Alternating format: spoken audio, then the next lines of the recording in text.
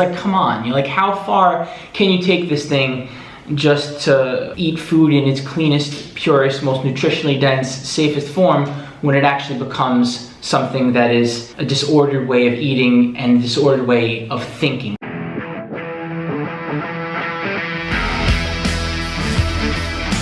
Hey everybody, it's Giacomo Marchese. Welcome back to our Vegan Proteins YouTube channel.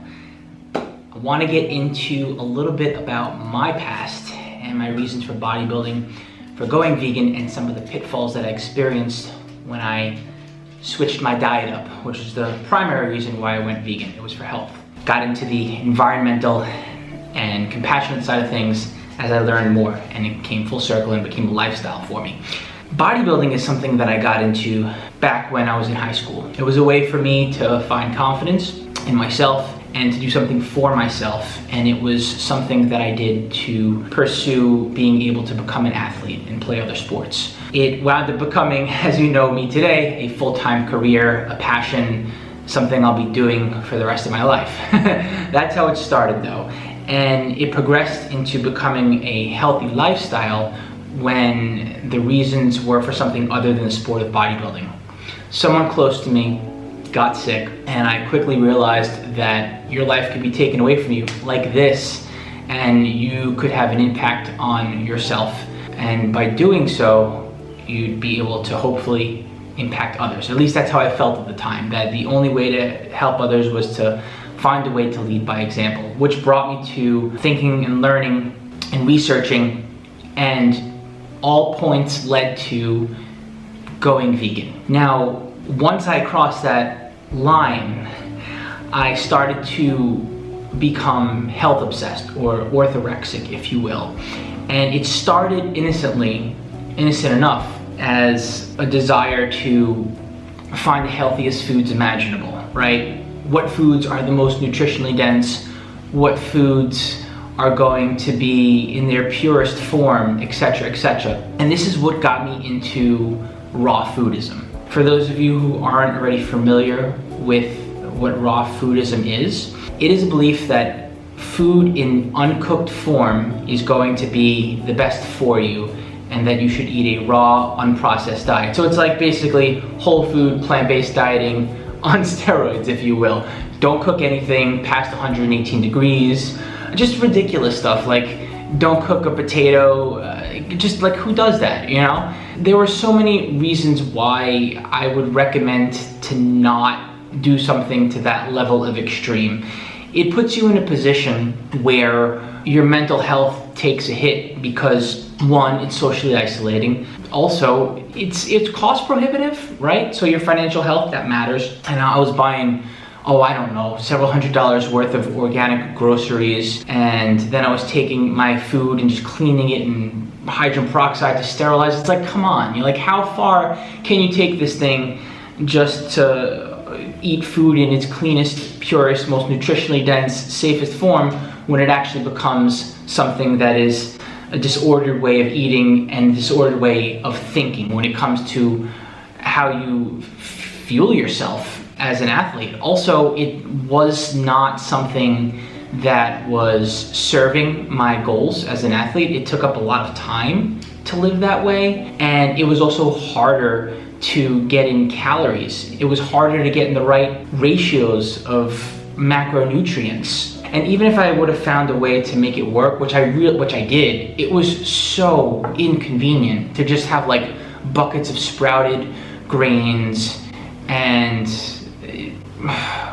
I don't even know. I don't even know where to begin and end with it. But there were other issues with that lifestyle as well. I had gotten into fasting, for example, just stuff that's just not practical. It's not a practical way to live. It's not a healthy way to live.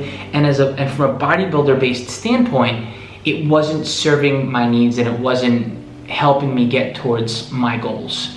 So I guess the moral of the story here is like trying to be the purest, cleanest, healthiest vegan is not going to help anyone, right? So that was my main reason for stepping away from being a raw foodist for that, like, we'll say, I think it was like around a 3-year experiment, failed experiment. And afterwards, I wound up going in the other direction where I wanted to try to make any kinds of foods work. Like, you know how that professor who ate 20 to 25 Twinkies a day and still managed to lose weight because it was still putting that person in a caloric deficit? Well, that whole if it fits your macros mentality, that's a whole nother story for a different day. We'll get to that on another video.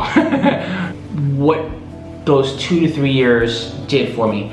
The challenge that created lasted far longer than the 3 years that I experimented with trying to find like the purest, cleanest diet that there was. There was a lot to work through after that, because you do something, you create a pattern and you create a habit and you stick to that consistently for any period of time, even after you know that it was a wrong thing, even after you find your social support and you also come to the realization that it was the wrong thing to do. Those patterns that you've had ingrained in yourself consistently, they don't just undo themselves because you know what you were doing wasn't the right way to do things or the most practical way to do things. That stuff stuck with me for a while. For one, I lost a lot of muscle focusing on trying to stay on the leaner side because I thought that it would be healthier for me to just carry less body weight, which got me into like that whole fasting thing. Ugh. The other thing is, even when I wasn't focused on becoming a smaller person by way of fasting, because I thought it would like help me or some weird crap like that, I was still bodybuilding in a suboptimal way, right? Because this happened over a period of years. And then I even did a competition as a raw foodist, but again, it wasn't because it wasn't optimal, it set me back as far as my ability to gain muscle. And then afterwards, when I had to rebalance and I went on the opposite end of the spectrum as far as how I was fueling myself, it took a while to get back to a place where I'm at now, where I'm eating intuitively and I'm eating in a balanced way, and the majority of my food is in fact nutritionally dense and is in fact minimally processed to completely unprocessed. Like, we're talking whole foods. That's how I eat most of the time, and I sprinkle in some other stuff, and most of it is intuitive unless I'm like dieting for a show. Getting there, because of the starting point, took way longer than it should have. I mean, I wouldn't say that I regret it per se. It was my experience. I learned from it, I grew from it, and hopefully this experience can help others not make the same mistakes that I did, or if they do, hopefully it'll help them get to a better place faster. That being said, it definitely set me back as far as my career as a bodybuilder. Because I had to spend so much time looking inward and growing as a person from this, it set me back as far as having healthy relationships with others around me. Because, like, let's face it, like what you have on your plate, like food is love for so many people. Food is such a cultural thing. There's some deep ties to how you connect with others based on how you eat. I feel like you can be vegan and it's no problem at all, right? There's just so many options, especially in this day and age. I feel like we've evolved in that regard. However, to put yourself in a position where you take this reductionist approach and this purist approach to how you feed yourself, oh gosh, it puts you in a place where you're isolated essentially, and it's not even for good reason. So yeah, I guess the takeaway here at the end of the day is that balance is key, and it's easier said than done to find balance. It's something that I feel is very painful to get to that place. Like, there's an unraveling of sorts when you start to try to make any sort of a change in the way that you eat. Whether you like it or not, your ghosts from the past kind of haunt you, right? Because we have the way that we were raised, and then we got to a place where we were no longer being fed by our parents or our family or whatever, and then we had to learn to eat by ourselves, and then we had to learn all the wrong ways, and then we had to learn how to eat the right way. So even if you do everything right, what you're learning about nutrition and finding out how to fuel yourself and have a healthy relationship with food, you still wind up having to deal with all the emotional baggage from the past just on how you got to that starting point where it's like, all right, it's time to make a change. That's painful enough.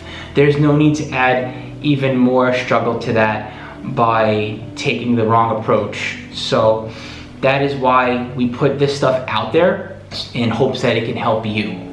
So anyways, I hope that if this story resonated with you, that it helped you in some way. I'm looking forward to the commentary. Throw it at me. Let me know what you think.